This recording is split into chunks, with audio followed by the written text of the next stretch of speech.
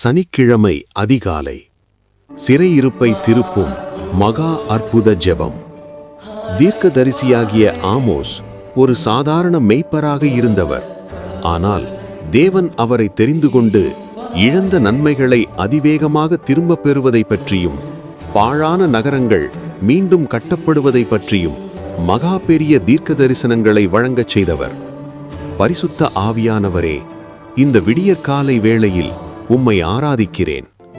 நீர் ஒருவரே என் வாழ்வின் வறட்சியை நீக்கி இழந்த ஆசீர்வாதங்களை மீட்டெடுப்பவர். ஆராதனை உமக்கே.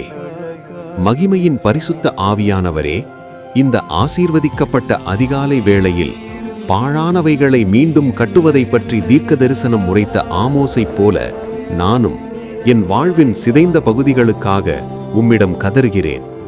சத்துருக்களால் திருடப்பட்ட என் சந்தோஷம், வஞ்சிக்கப்பட்ட என் உழைப்பு மற்றும் கை நழுவிப் போன மேன்மையான வாய்ப்புகளை எண்ணி என் ஆத்துமா ஏங்குகிறது. என் ஜனமாகிய இஸ்ரவேலின் சிறையிருப்பை திருப்புவேன். அவர்கள் பாழான நகரங்களை கட்டி அவைகளில் குடியிருந்து திராட்சைத் தோட்டங்களை நாட்டி அவைகளின் மதுபானத்தை குடித்து நந்தவனங்களை உண்டாக்கி அவைகளின் கனிகளை புசிப்பார்கள். ஆமோஸ் 9:14 என்ற உன்னதமான வாக்குத்தத்தத்தின்படி என் வாழ்வின் சிறையிருப்பை இன்று காலை நீர் மாற்றுவீராக.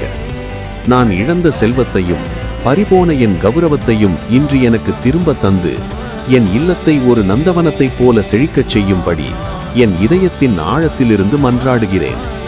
அதிசயங்களின் நாயகரே, இயேசு கிறிஸ்து அன்று குருடரின் கண்களை திறந்து ஒளியை கொடுத்தது போலவும் பலவீனமானவர்களுக்கு புது பலன் தந்தது போலவும் என் வாழ்வின் சகல இருண்ட சூழ்நிலைகளையும் இன்று உமது மகிமையினால் பிரகாசிக்கச் செய்வீராக. என் சரீரத்தில் வேரூண்டி இருக்கும் தீராத நோய்கள் மற்றும் மருத்துவர்களால் நிச்சயம் குணப்படுத்த முடியாது என்று சொல்லப்பட்ட பலவீனங்கள் யாவற்றையும் உமது தழும்புகளால் இன்று காலை சுகமாக்குவீராக. இன்று காலை பனி போல உருகி மறையட்டும். என் பிள்ளைகளின் எதிர்காலத்தை சூழ்ந்துள்ள இருளின் மேகங்களை அகற்றி அவர்களை தேசத்தில் புகழ்ச்சியும் கீர்த்தியுமாக உயர்த்துவீராக. அவர்கள் பாழானவைகளை கட்டுவார்கள் என்ற உமது வார்த்தையின்படி என் இடிந்து போன பொருளாதாரத்தை இன்று முதல் சீர்படுத்தி கட்டி எழுப்புவீராக.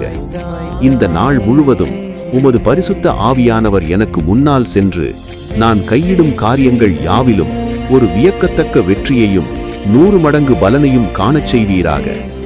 ஆமோஸ் சொன்னது போல என் சிறையிருப்பு மாறியது என்ற மகா பெரிய சாட்சியோடு நான் உம்மை துதிக்க கிருபை செய்வீராக. ஆமேன்.